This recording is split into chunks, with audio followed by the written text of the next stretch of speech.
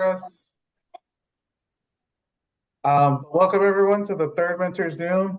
As always, if you have any issues, send me a text. I have my phone down here, and I do try to address while also doing the technology issues while presenting. But we're going to talk about the dinner that's coming up next week. Talk about GPA a little bit. Talk about their work hours. Um, we also have started conversations with the students about starting to reflect on everything that they've done up to this point. And then we even introduced the idea of what the students are typically doing this upcoming summer. As always, I got to shout out my team because they're amazing. Our administrative team, Bob, Don, and Kelly, do a great job of leading the organization. Jim's the senior director, so he oversees tutor core and after school. That team kind of works together. And then, of course, my favorite team, my team. Anita and Esmeralda do wonderful work with the students. Islam works with our middle school. And I know everyone probably has seen them before, but we do have some new mentors who are going to watch the recording. So I didn't want to just cover them real quick.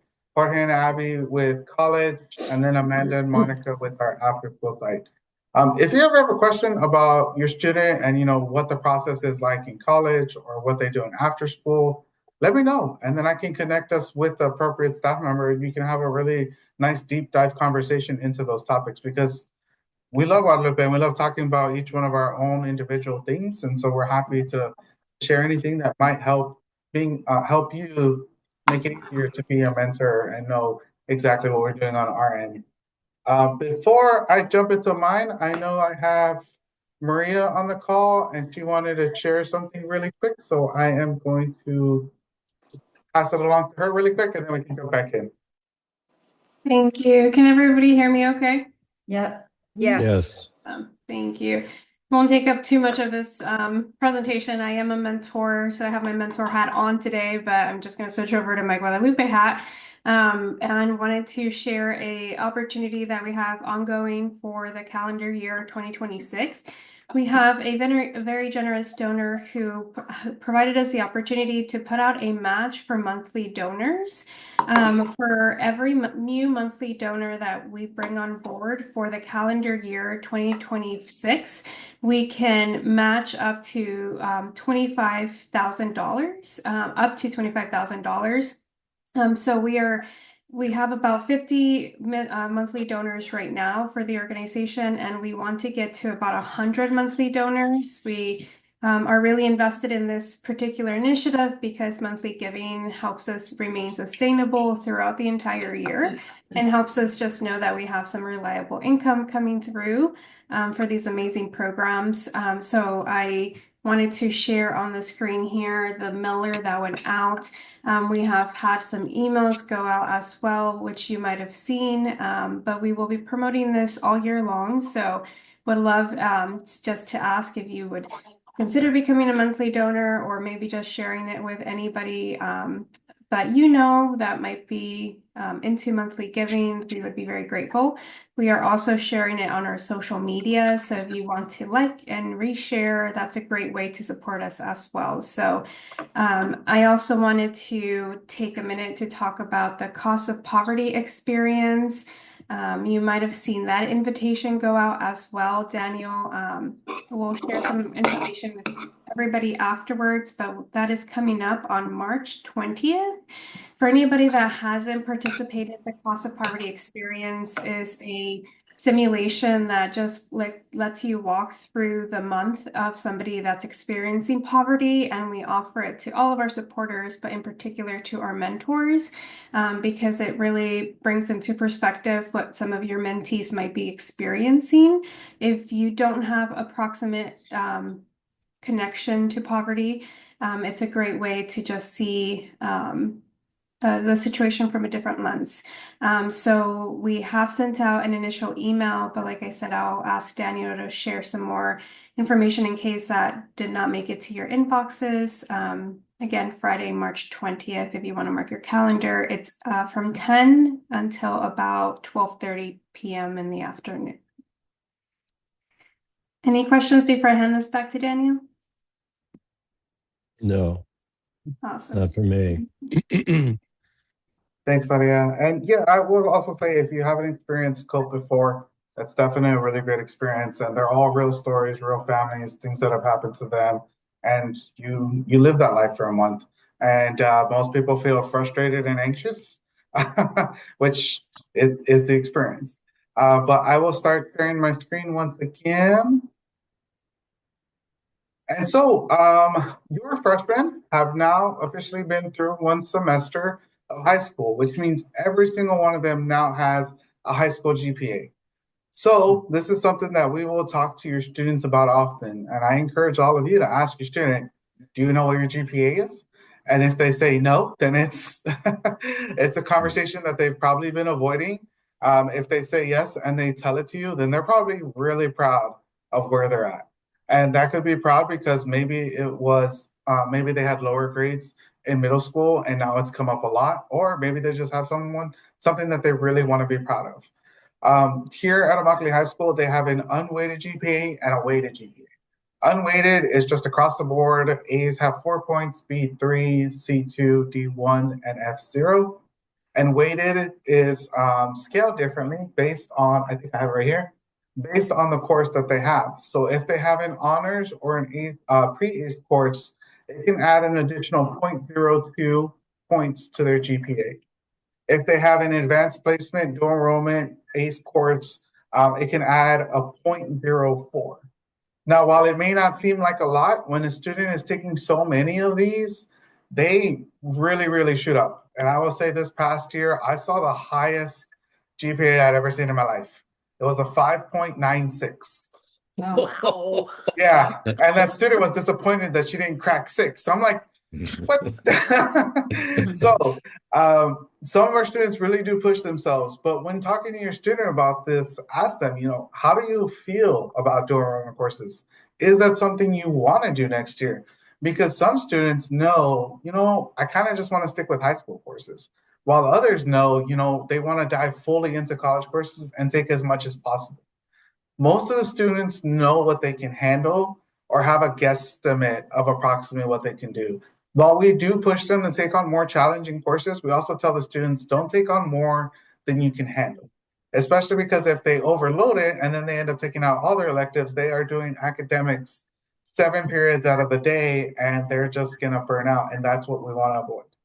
But I will say we have a great group of students every single year where we end up having probably 6 or 7 out of the top 10 students at Immokalee High, and then the rest are all pretty high up too. So it is incredible to see, and I'm still mind blown by the 5.96. Our kids are incredible, especially when you consider the fact how much they're dealing with at home, what they have going on in their personal lives, the activities that they're participating in, and of course the fact that they're with us. So that means 3 hours out of the day they're working in our after school program on top of everything else that a normal high school student does. When you're talking to your students about this, also remind them you're doing a whole lot because they see their friends, they see their peers in tutor corps, and they say, oh, I'm not really doing anything special. I'm doing what everyone else around me is doing. And then we remind them that not everyone does this. Out of the 400 to 500 seniors that graduate from Immokalee High every year, we only have between 30 and 35 of them. So there's only about 10% of the students, but they think it's so common because everyone else that they know is doing it as well. So remind them, you are doing a lot. You're taking a whole lot on your plate while also getting these grades.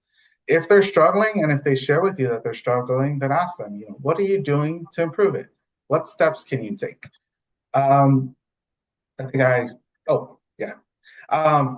What steps can you take to improve that? And is there anything you want to look at? Before I jump into the next topic, are there questions about GPAs that you may have, especially with the weighting scale and courses offered at Immokalee High School?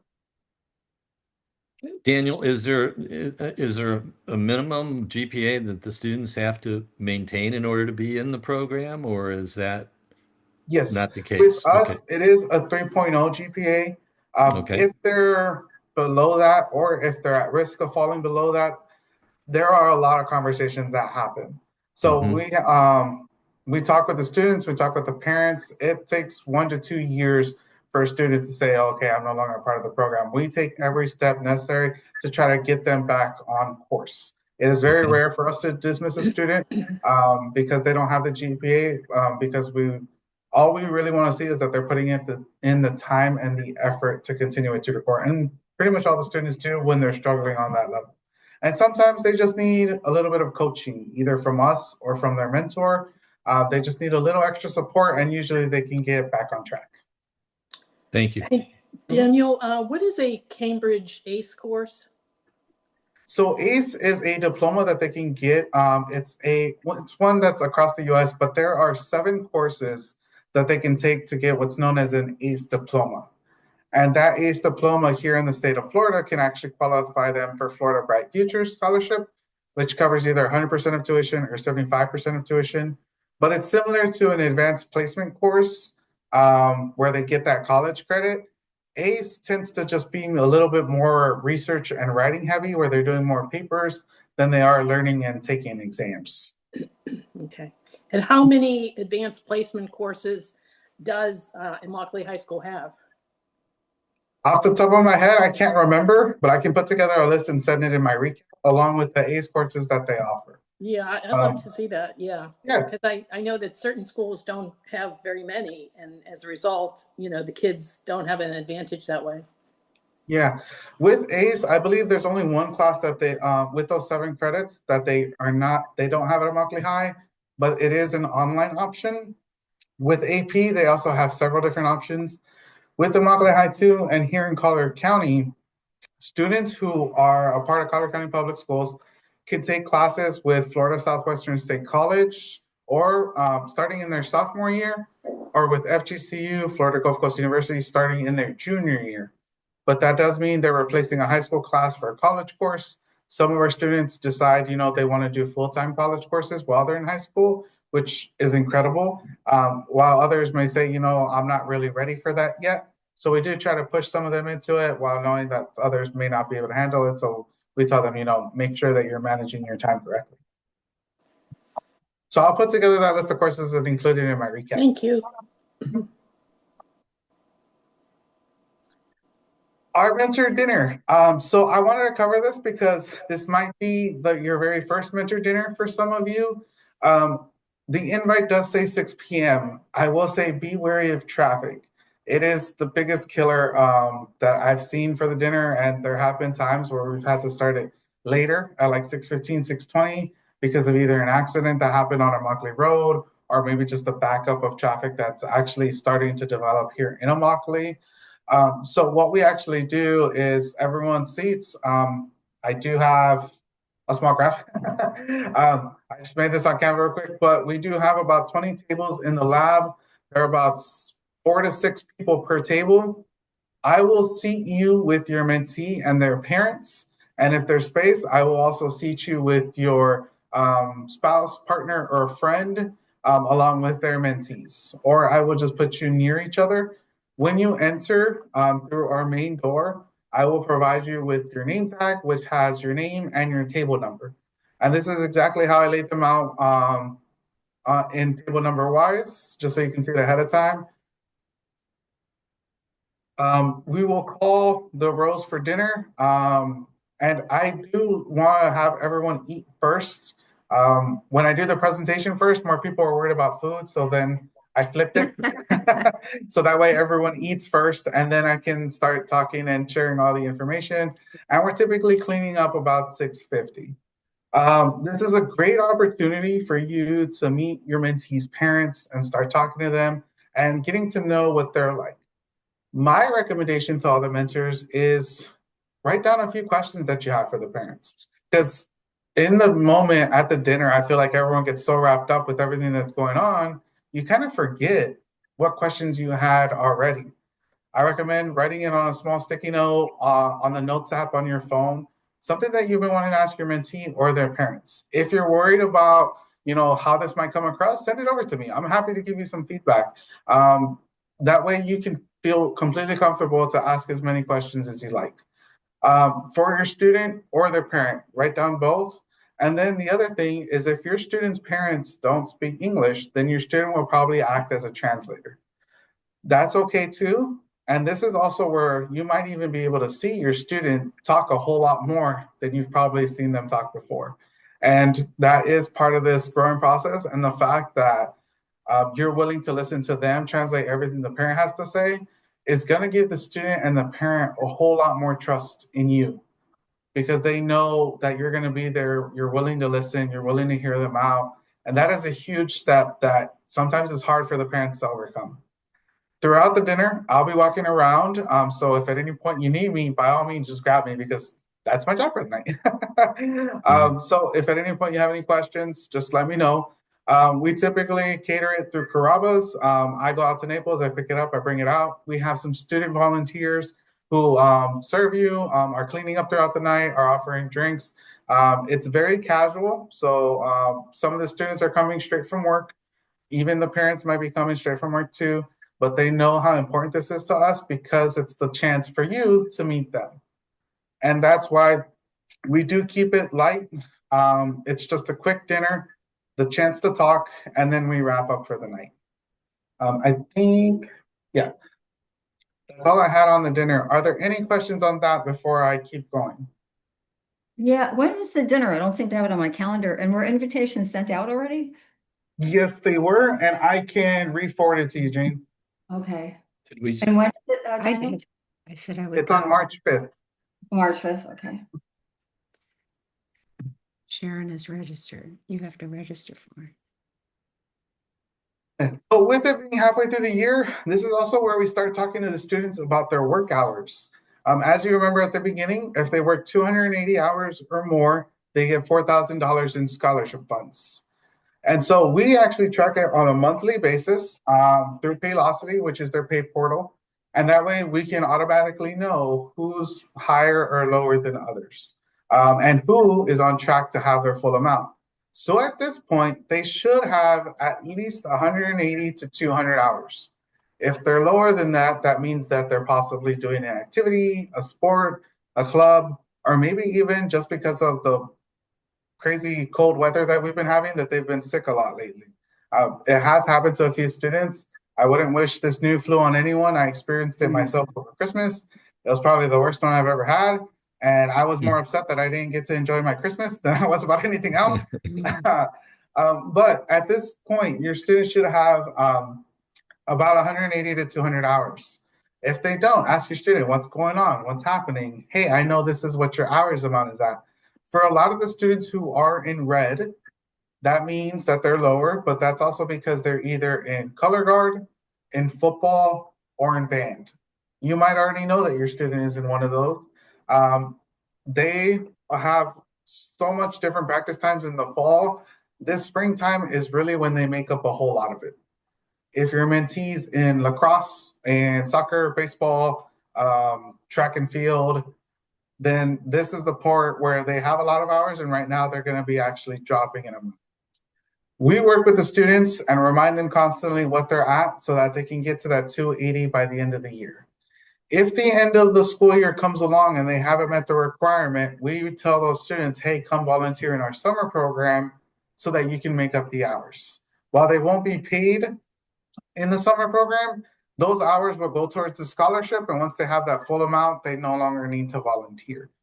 This is where we always tell the students, work as much as you can during the school year, because me, myself, I'd rather pay you to be here and get your hours than you have to volunteer. Some students do make that sacrifice because they say they want to do a sport or an activity, or they want to do multiple sports. That's okay too.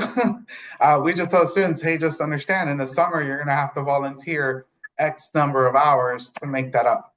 Most of them are okay with doing that. Some of them say, yeah, maybe I'll just stick to one sport and I'll work the rest of the year. Talk to your students, say, you know, we see that this is where you're at. What's going on? Do you think you're going to make it? Are you doing the sport now? How can we kind of help you do that? I didn't see Allison's name up there. Is Allison Isabella? Yes, no, Allison's not Isabella, but I can call you about her situation, Jane. Oh, okay. Yeah. Thank you. And so at this time in the year, what I highly recommend for all the mentors to do is start talking to your students about what they thought about the fall semester. It's their very first one that they completed as a high school student. They were so incredibly nervous to come to us as middle school students. They were worried about making friends, about doing clubs, about doing activities, about how they would adjust to the time management piece, especially because of work after school and then also doing their activities. Most of them were petrified when we were talking to them. So ask your student, how do you feel like you did in school? And leave it at that. And something that we learned a while ago is, embrace that silence, wait for them to respond, have them answer. If I'm not going to say be silent there for 5 minutes, but give it like 30 seconds. Let them feel uncomfortable a little bit because that's going to force them to talk. That's going to force them to answer your question. And the more that they answer your question, the more comfortable that they're going to be with you. Ask your student, how is it going at their work site? They've experienced a full semester. They've had that either kindergarten, first or second grade class now for at least 4 months. Ask them, how is that grade? How is that school? Do you think you would do better in another one? Do you think you prefer this one? Is this one your favorite? When we are bringing in the students in the fall semester every year, we ask them, what is your preference in work site? We try to place those students who walk home or don't have transportation closest to home, so that way they can do that safely. But for the students who do have transportation, we send them where we need them the most. If your student feels like, hey, this just isn't working for me, in the summer, they have that option to say, hey, I think I would do better at this site, or I think I would do better with this grade. Ask them, how do you feel about how this year is going? I'm going to also include this in our end of year mentor Zoom because it's such an important question. How do they feel? And again, embrace the silence. Wait for them to respond. It's going to feel uncomfortable. That's okay. Ask them, how are things going at home? How have their parents adjusted to the fact that they're going to school incredibly early? They start at 7:05, and then they don't really finish their day until about 5:30 because they're going to work. How have their parents adjusted or their siblings? And maybe you might even find out that their sibling might also be a part of our program, either at the high school level, middle school level, or elementary level. And if you find that out and you want to learn more about them, let me know. I'm happy to share that information with you. Ask them, how are things going with the friends? We know so much that friends really can affect one's personality a little bit. And if they're hanging out with the wrong crowd, it might be negative. But if they're hanging out with the right crowd, they're going to push themselves to levels you might not have seen them before. If they've done clubs or sports, if they're going to do that again next year. Some of them may have tried out beta for the first time, or they might have tried out for the swim team or the beach volleyball team. These are all sports at Immokalee High. Do they want to do that again next year? And if they like it enough, would they want to consider becoming a captain, a leader, a president, a treasurer? Is that something that they see for themselves? And again, I can't encourage this enough. Embrace the silence, embrace the awkward. Wait. If enough time passes, yes, by all means, ask a follow-up question, but have that silence because it really has to talk a little bit more. And I will say it's rough, it's uncomfortable, but it really does help a whole lot. Do you have a question? Yeah, go ahead, Lee. Okay, I was wondering when you talk about work at the site, my understanding of the work at the site, just because I had another mentor or a mentee last year, is that they were helping with perhaps the homework for the little guys, or I think there was a snack involved. But is there any other work that they're doing there besides, your basic assistance with homework, or that's all I know. Is there anything else? Yeah. So I'll just say one site for reference because each site operates a little bit differently. At each site, they all report either to the cafeteria or the playground. In the cafeteria, they get a meal from the school, and the tutor, high school tutor, is responsible for monitoring their group of students. There are 3 high school tutors and 1 program lead, an adult, per classroom. So they're responsible for making sure that the students get their meals, that they throw away their trash, and that everyone is behaving at the table. Depending on where they're at, they might have recess first. At recess, they are walking around amongst the play areas to make sure that students are playing safely, that they're behaving. And in some cases, the students can, the high school tutors can play games alongside the little ones. There's hide and seek, Marco Polo. There's a bunch of different games, and I don't know any of the current ones because I haven't played on the playground in so long. But they're able to play with the kids. After that, they do go into the classroom. We do have center-based learning. There's typically 4 centers. There's the computer center, the homework center, and then the math and reading center. The computer center, they're typically going on to an online program to help them with learning. That might help them. There's a tutor overseeing to make sure that they're all actually on the activity, that the devices are working, that they're doing what's needed to be done. At the homework center, there's typically, the daily homework that they have. At the math center and reading center, we have games and activities here at the center that have been distributed to all 5 schools. Each classroom has a bin with all of their supplies that they need. Shout out to Maria and Wendy. They do a whole lot of announcements and gathering of supplies in the communities. That's exactly what those supplies are used for. They're put into all the classrooms. Monica and Amanda, who I mentioned before, make sure if teachers need something, program needs something, Monica and Amanda get it out to them to make sure that each classroom has the supplies that they need. Once they leave the classroom, they report to their dismissal areas. The high school tutors are at each area making sure that students go home safely.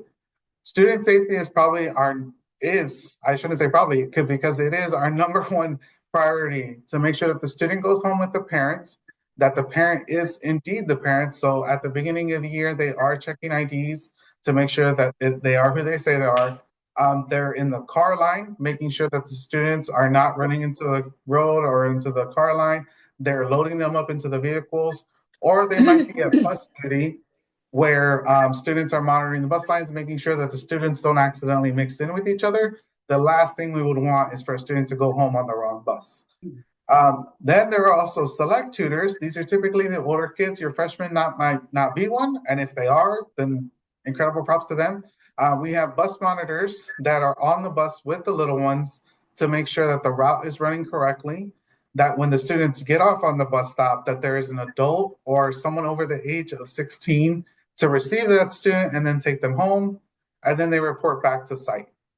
That's kind of the daily average thing. There might be different things. For example, they might dismiss early because of school's STEM night or family literacy night, or maybe there's just something else that the school needs the school for. So our program will typically dismiss early on those dates. But again, the high school tutors are responsible for making sure that all the students are safe, that they do their homework, that they're doing the centers, that they get fed, and that they get home safely. Thank you. Mm-hmm. Each site operates a little differently, but they're pretty much all 3 to 5:30.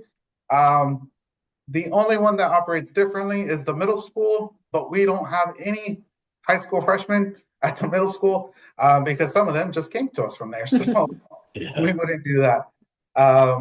Any other questions on work before I go to the next topic?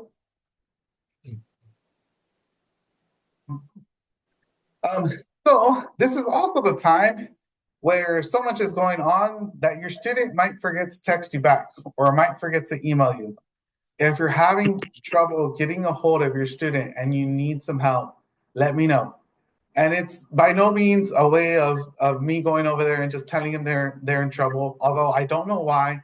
But the high school students, whenever they see me at elementary school, they're like, ooh, someone's in trouble. And then they think that every single time. And sometimes I'm just there because I want to see what's going on and I want to talk to them. I will find your student for you and just talk about the mentor-mentee relationship, what I can do to help. And most of the time, they just forgot. They have so much going on that they went home. They probably saw the text while they're at work. And we do tell them, you're not allowed to have your phone on. Well, you're not allowed to be on your phone while you're at work. You can have it on you. So they probably opened it, said, okay, I'm going to respond when I get home. They got home. Their mom had chores for them. Then they had homework. Then they went to sleep. And then suddenly it's 2 weeks later and they see me and I'm like, hey, have you heard from your mentor? And they're like, oh no, I had the message and I forgot about it. It does happen. And that's where we just coach them on saying, hey, this is where you can set a calendar reminder for yourself, or you can mark it as unread, or you can send it to someone so that they can remind you. It's just about finding what works for them. And it's really those professionalism skills and soft skills that Jim has been working with them on that really kind of just helps them get ready for next year. freshman year classes are a little bit easier than sophomore year, and it gets harder each year. And so this is the part where we really want to teach them as much as we can to get them as comfortable and really on top of things as possible. I will say each student has slip ups. There has not been a single student that has not had one slip up in their 4 years in our program. Again, it's just about coaching them and helping them to be the great student we know they can be. So if you need help getting a hold of them, or maybe if you just need help setting on a date so that you can meet up with them, let me know. I can help with that. Summer, I did want to introduce this to everyone just because this is kind of a good time to start asking your students, what does your family typically do this summer? Each one is different. So students might work or volunteer in our summer program. They may migrate up north for work. My family personally went up north for tomatoes every year. So maybe your student's doing that. Maybe they're traveling for another kind of work. We even have some students who use that summer, like their parents want to go to Mexico to visit the family that is behind. They may want to go and visit them and then come back for the school year. It really depends. And that's why I say, this is now a good time to ask, because now you can also start to make plans about how you can connect with your student over the summer. So we do track GPA, scholarship funds, the hours that they work, and their participation in our college prep workshops. So this all comes into play this freshman year because we want to make sure those 4 base items really are strong for the next years that are coming. Our seniors will tell you every single year it feels like they got hit by like a hurricane that also had some roadblocks, and then they couldn't go anywhere because there was so much to do. This is where we want this foundation to be strong so that by senior year they can handle it without a problem. I will say Anita does a great job with the seniors. We already have about 12 out of the 34 committed to go to a school, and we're only in February, which is incredible. So we are kind of teaching them all those things. If you want to meet with your mentee on a Saturday out here at our center, and maybe you haven't had the chance to, this is where a staff member will be present here on our campus. So that means you don't have to worry about finding another mentor slash mentee pair to join you. You can just come out to our center and sit down with them in our mentor lounges. If you want to bring some food, you're more than welcome to. Just let me know. That way I can put it on the calendar and I can introduce you to the staff member who will be here on campus that day. We do have our mentor dinner next week, the 5th. Jane, I'll send you that invite. If anyone else didn't get the invite, let me know and I can forward it over. The freshmen don't typically go to senior celebration, but we do invite all the mentors just in case they'd like to come out and see the event. It's a lot of fun. It's my favorite night of the year because the seniors who we've worked with for so many years, we're announcing all the accomplishments that they've made. That invite will go out to all mentors. So if you're interested, it'll come to your inbox. And that's all I had. I will stop sharing my screen. Are there any questions for me or for your fellow mentors?